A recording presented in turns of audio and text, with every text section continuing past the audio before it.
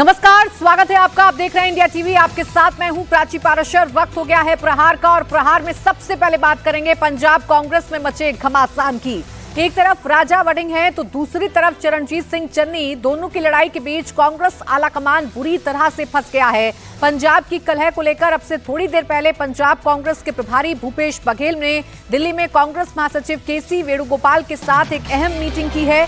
बड़ी खबर यह है कि भूपेश बघेल ने वेणुगोपाल को पंजाब की रिपोर्ट सौंप दी है। मीटिंग के बाद पंजाब में अध्यक्ष बदलने को लेकर बघेल ने बड़ा बयान दिया है। भूपेश बघेल ने प्रदेश अध्यक्ष बदलने की संभावना से करीब करीब इनकार कर दिया है। बघेल ने कहा है कि नेतृत्व परिवर्तन कोई गुड्डे गुड़ियों का खेल नहीं है। बघेल ने यह भी कहा है कि 6 दिन पंजाब दौरे के दौरान उन्होंने सभी से 1-to-1 मुलाकात की है। झगड़ा सुलझाने के लिए वो एक एक नेता से मिले और अब वहां की पूरी रिपोर्ट उन्होंने आलाकमान के हवाले कर दी है। और पंजाब में सभी नेताओं से मेरी मुलाकात हुई। पीसीसी में भी बैठकें हुई, 1-to-1 किया, फिर ब्रेकफास्ट, लंच, डिनर भी पॉलिटिक्स हुई। सबसे मुलाकात मैंने की है और उसके बाद वो रिपोर्ट है जीएसओ केसी वेणुगोपाल जी को मैंने रिपोर्ट सौंप दी है। दरअसल 11 जुलाई को बघेल ने चन्नी गुट के साथ मीटिंग की थी, जिसमें चन्नी गुट ने 3 मांगे रखी थी। चन्नी गुट की पहली डिमांड है कि राजा वड़िंग को प्रदेश अध्यक्ष के पद से हटाया जाए। दूसरी डिमांड है चरणजीत सिंह चन्नी को सीएम का फेस घोषित किया जाए और तीसरी डिमांड है उम्मीदवारों के चयन में चन्नी की राय को तवज्जो दी जाए। लेकिन अब भूपेश बघेल ने साफ कर दिया है कि पंजाब में अध्यक्ष बदलना गुड्डे गुड़ियों का खेल नहीं है, यानी अध्यक्ष तो राजा वड़िंग ही रहेंगे। ऐसे में सवाल यह है कि अब चन्नी क्या करेंगे? क्या कांग्रेस का अलग गुट अब बनने जा रहा है पंजाब में? और अगर अलग गुट कांग्रेस का बनता है पंजाब में तो राहुल गांधी क्या करेंगे? कांग्रेस को कितना डैमेज आने वाले चुनावों में हो सकता है? विजय लक्ष्मी मेरी सहयोगी इस वक्त जुड़ गई हैं ज्यादा जानकारी के साथ। विजय लक्ष्मी, बघेल के बयान के साथ करीब करीब ये तो तय है कि राजा वड़िंग पर कोई फैसला नहीं होने जा रहा है, वो अपने पद पर बने रहेंगे, अध्यक्ष पद पर बने रहेंगे। ऐसे में सवाल यह है कि चन्नी क्या करेंगे और चन्नी की नाराजगी से जो डैमेज होगा उसे कैसे कांग्रेस कंट्रोल करेगी? अब देखिए, जो सोर्सेज बता रहे हैं वो तो यही कह रहे हैं कि बीच का रास्ता निकाला जाएगा नाराज लोगों को मनाने के लिए। लेकिन चन्नी खेमे की तो कोई और मांग है ही नहीं, एक ही मांग है कि राजा वड़िंग को हटाया जाए। अब बीच के रास्ते से ऐसी उम्मीद कम है कि चन्नी जो है, कम से कम चरणजीत सिंह चन्नी तो नहीं सहमत होंगे। बाकी जो नेता हैं वो भी लगातार कह रहे हैं कि राजा वड़िंग जो है उनको हटाया जाना चाहिए। अब ये बीच के रास्ते को लेकर के देखना है कि क्या कांग्रेस आलाकमान का क्या प्रपोजल होगा। लेकिन अब सोर्सेस कम से कम यहाँ तक की जो घटनाक्रम है, कल की जो मीटिंग हुई 3 नेताओं की और आज जो भूपेश बघेल ने रिपोर्ट सौंपी कांग्रेस के महासचिव, संगठन महासचिव को, उसके बाद तक का घटनाक्रम यही है कि स्टेटस को पंजाब में रहने वाला है। पंजाब के अध्यक्ष को नहीं बदलने वाली है कांग्रेस पार्टी। और इसके पीछे थॉट प्रोसेस ये है कि 4.5 साल जो व्यक्ति राज्य का अध्यक्ष रहा हो उसे चुनाव से महज 6 महीने पहले अगर बदल दिया जाएगा तो ये फिर राज्य में जो है इसके जो परिणाम है वो बहुत अच्छे नहीं रहेंगे, क्योंकि जो प्रदेश अध्यक्ष है उसकी पकड़ होती है।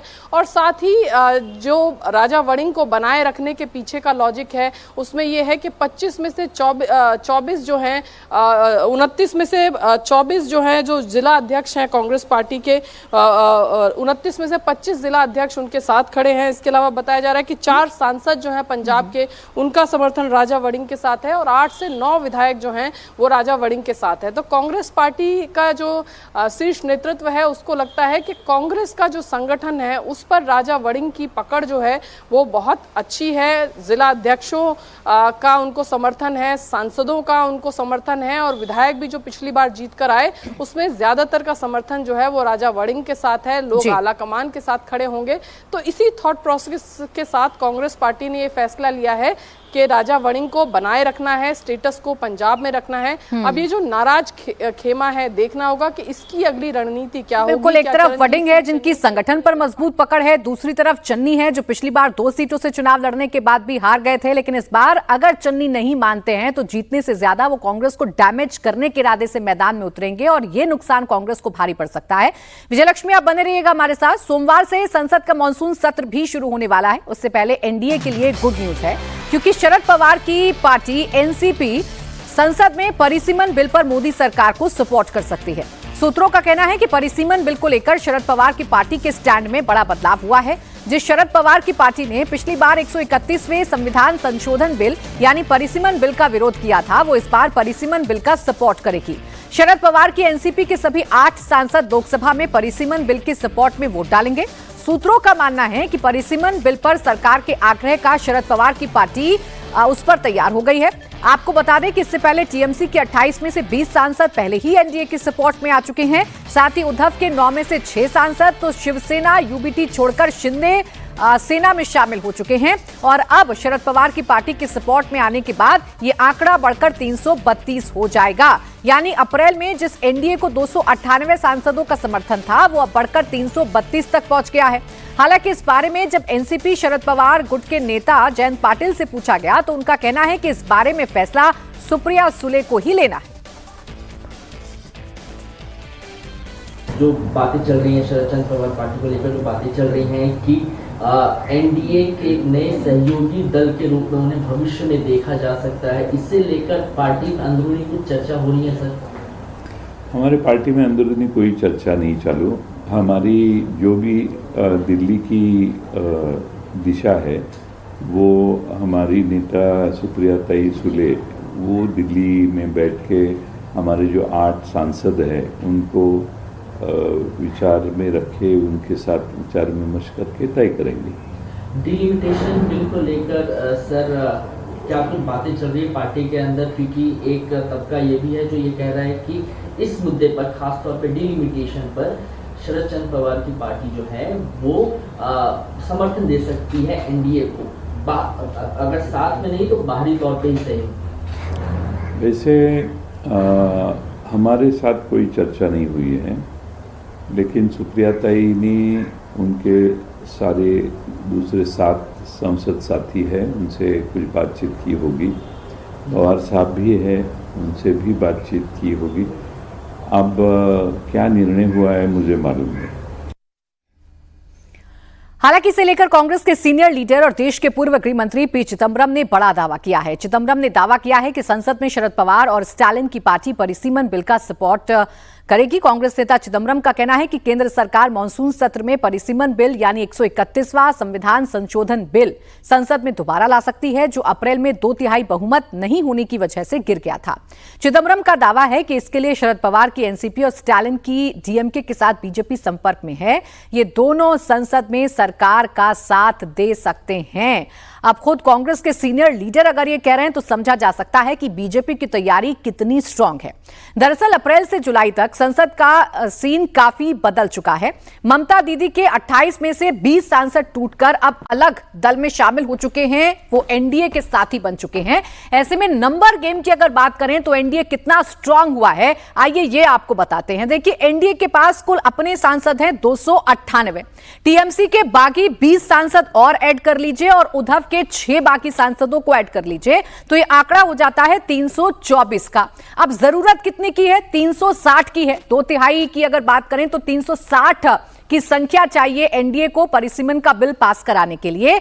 अभी 36 और सांसदों की जरूरत एनडीए को है, ताकि परिसीमन का बिल अगर दोबारा रखा जाता है सदन के अंदर फ्लोर पर तो फिर इसे गिराया ना जा सके। अब संभावनाएं क्या बन रही हैं ये भी समझ लीजिए। एनडीए के पास 298 हैं, टीएमसी के 20 बाकी सांसद मिल चुके हैं, उद्धव के 6 बाकी सांसद भी मिल चुके हैं।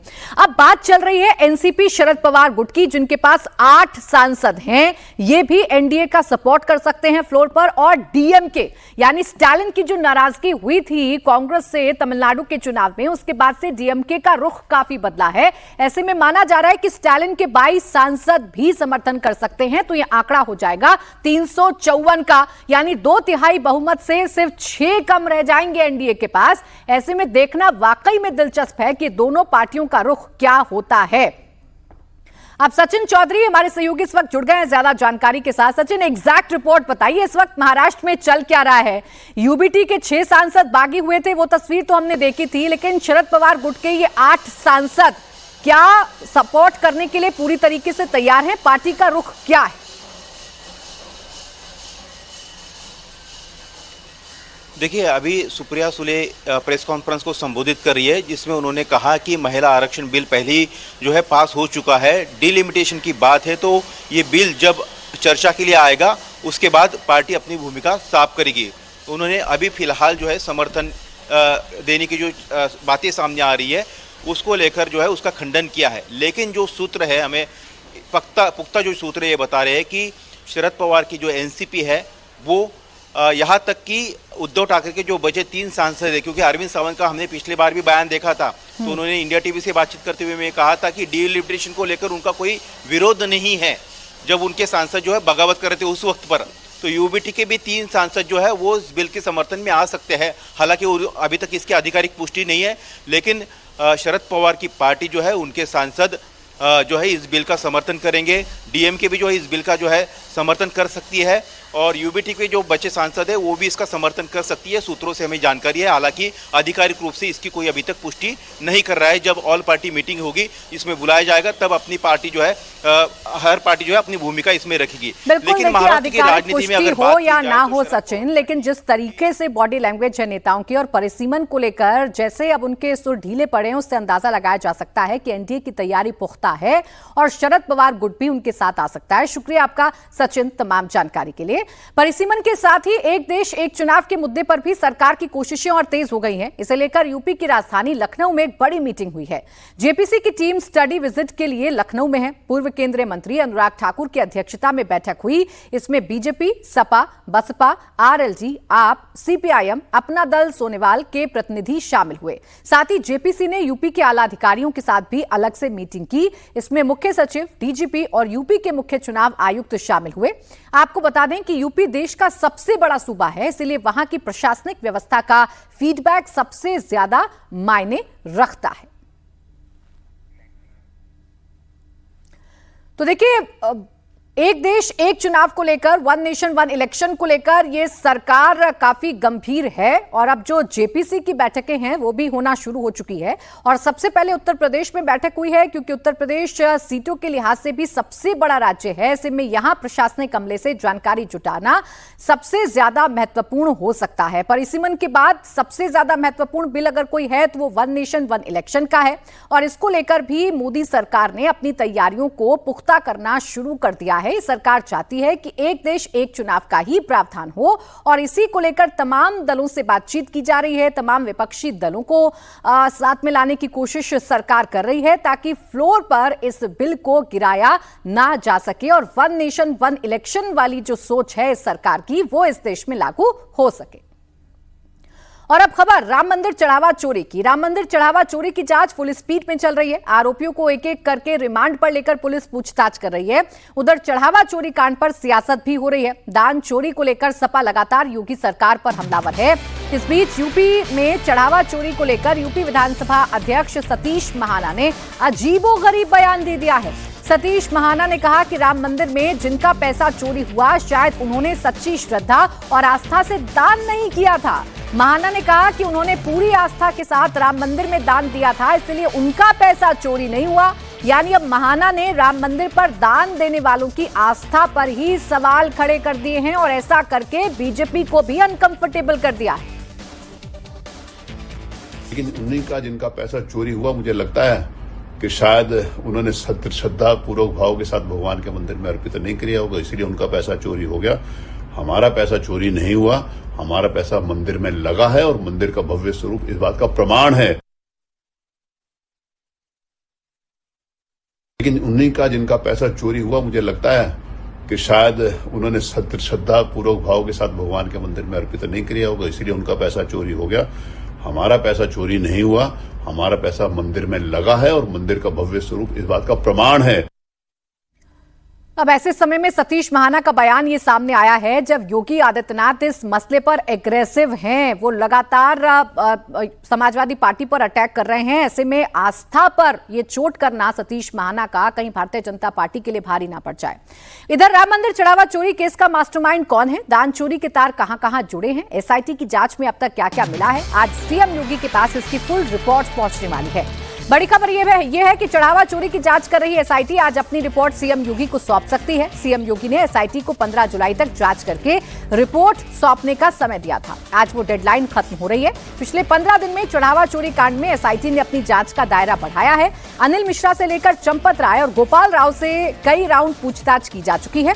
अयोध्या पुलिस जेल में बंद आरोपियों की रिमांड को लेकर पूछताछ कर रही है। ऐसे में आज एसआईटी जो रिपोर्ट योगी को सौंपेगी उसमें क्या होगा, इस पर सबकी नजर है। क्या फाइनल रिपोर्ट में कितनी चोरी हुई, कब से चोरी हो रही थी, ये सारी बातें एसआईटी साफ करेगी।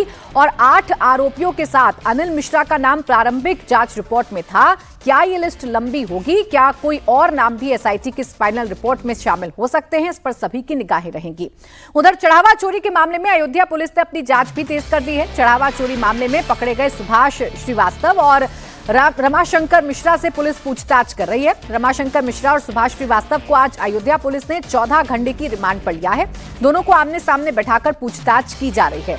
अयोध्या पुलिस पैसों की बरामदगी के लिए दोनों को उनके ठिकानों पर भी ले जा सकती है। जिस जगह पैसों का बंटवारा होता था, दोनों को वहां भी ले जाया जा सकता है। सुभाष और रमाशंकर को रिमांड पर लेने से पहले उनके बैंक खातों और प्रॉपर्टी की बारीकी से जांच की गई। अब इनसे उन खातों और लेन देन को लेकर सवाल किए जा रहे हैं। सुभाष श्रीवास्तव चढ़ावा काउंटिंग सेंटर में एसबीआई का प्रभारी था। सीसीटीवी में दिखा है कि उसकी मौजूदगी में चढ़ावे की चोरी होती रही और उसने चोरी होने दी। वहीं सीसीटीवी में रमाशंकर चोरी करते हुए दिखा है। ऐसे में इन दोनों प्रमुख किरदारों से भी आमने सामने बिठाकर पूछताछ की जा सकती है या की जा रही है। विशाल प्रताप सिंह मेरे सहयोगी इस वक्त जुड़ गए हैं ज्यादा जानकारी के साथ। विशाल, इससे पहले भी हमने देखा था कि 2 आरोपियों को रिमांड पर लेकर पुलिस ने पूछताछ की थी। अब सुभाष श्रीवास्तव और रमाशंकर से आमने सामने बिठाकर पूछताछ की जा रही है। क्या पता लगाने की कोशिश कर रही है, कितना अहम होगा इन दोनों से पूछताछ? प्राची, दरअसल अयोध्या पुलिस ने आज सुबह 8:30 बजे से लेकर के शाम 10:30 बजे तक रमाशंकर मिश्रा और सुभाष श्रीवास्तव की रिमांड ली है। और इस रिमांड के दौरान न सिर्फ दोनों को आमने सामने बैठा करके पूछताछ होनी है, बल्कि अभी तक जो गिरफ्तार किए गए आरोपी हैं उन सभी के बयानों से मैच भी कराना है, ताकि ये पता लगाया जा सके कि जो मुख्य आरोपी हैं लवकुश मिश्रा, अनुकल्प मिश्रा, अविनाश मिश्रा, इसके अलावा टिन्नू यादव का भतीजा मनीष यादव, इन सारे लोगों ने जो बयान अब तक पुलिस को सामने दिए हैं उन सारे बयानों को वेरीफाई किया जा रहा है। और चूंकि सुभाष श्रीवास्तव के ऊपर जिम्मेदारी थी एसबीआई की तरफ से इस पूरे मामले में निगरानी रखने की और काउंटिंग का वो प्रभारी भी हुआ करता था, उसकी मौजूदगी में ये पूरी चोरी हो रही थी। तो पुलिस इस पूरी बात को असरटेन कर लेना चाहती है, इस बात को सुनिश्चित कर लेना चाहती है कि जो चोरी चल रही थी उसकी जानकारी सुभाष श्रीवास्तव को कब हुई थी, बाकी लोगों को जानकारियां कब हुई थी, चंपत राय तक ये मामला कब पहुंचा था। और सबसे हैरानी की बात यह है कि अभी तक इस पूरे मामले में प्राची ये पता नहीं लग पाया है कि चंदा चोरी या चढ़ावा चोरी का जो पूरा मामला सामने आया है इसमें चोरी की शुरुआत कब हुई थी, कुंभ के समय हुई थी, उससे पहले से हो रही थी, या पहले कुछ दिनों से चोरी हो रही थी। तो बहुत सारे ऐसे सीक्वेंस हैं जिनको पुलिस समझना चाहती है। यही वजह है कि रमाशंकर मिश्रा और सुभाष श्रीवास्तव की आज की 14 घंटे की जो रिमांड है पुलिस के लिहाज से, इन्वेस्टिगेशन के लिहाज से और जांच को आगे बढ़ाने के लिहाज से बहुत ज्यादा महत्वपूर्ण। बिल्कुल विशाल, चोरी कब से हो रही थी और एग्जैक्ट कितनी चोरी हुई है ये पता लगाना अभी भी अयोध्या पुलिस हो या फिर एसआईटी हो, सबके लिए चुनौतीपूर्ण बना हुआ है। शुक्रिया आपका विशाल तमाम जानकारी के लिए। राम मंदिर में कितने की चोरी हुई, मामला सिर्फ 80 लाख का है या फिर करोड़ों का गबन हुआ है, एसआईटी और पुलिस इसकी जांच कर रही है। इस बीच राम मंदिर ट्रस्ट ने पहली बार माना है कि अयोध्या में चढ़ावा चोरों ने सिर्फ 80 लाख नहीं बल्कि इससे ज्यादा की चोरी की थी। ट्रस्ट के ट्रेजरर गोविंद देव गिरी ने कहा कि उनका अंदाजा है कि राम मंदिर के चढ़ावे में से करीब 3 करोड़ रुपए चोरी किए गए। हालांकि गोविंद देव गिरी ने यह भी कहा कि जो लोग सैकड़ों करोड़ रुपयों की चोरी का दावा कर रहे हैं वो सब गलत है। जहां तक मेरा आकलन है ये गलत भी हो सकता है, क्योंकि एसआईटी का अभी रिपोर्ट आना है। लेकिन जहां तक मेरा आकलन मैं आप लोगों से बतला सकता हूं, वो 3 करोड़ के आसपास होना चाहिए, ऐसा मुझे लगता है। जहां कहीं भी 2 आदमी इकट्ठे आकर के किसी का जेब की कतरते हैं ना, वो भी एक साजिश होती है।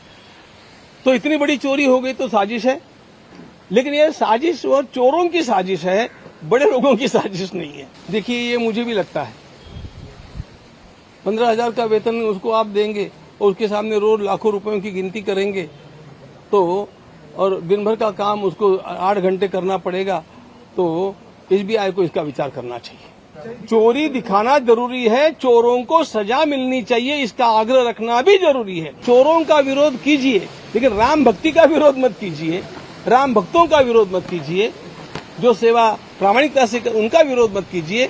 हम लोगों को अभी भी बहुत काम करना है।